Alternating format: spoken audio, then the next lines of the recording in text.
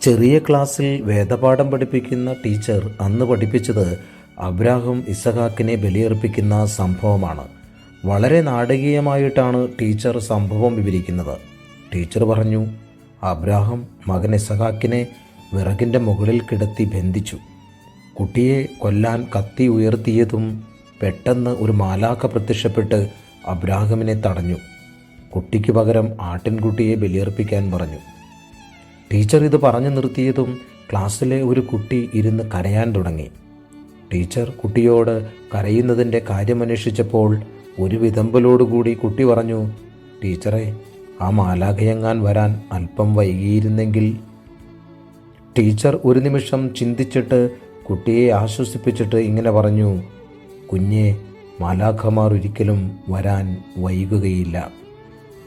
സങ്കീർത്തനം 121:3 ഓർമ്മിക്കുന്നത് നല്ലതാണ്. നിന്റെ കാൽ വഴുതാൻ അവിടുന്ന് സമ്മതിക്കുകയില്ല, നിന്നെ കാക്കുന്നവൻ ഉറക്കം തൂങ്ങുകയില്ല.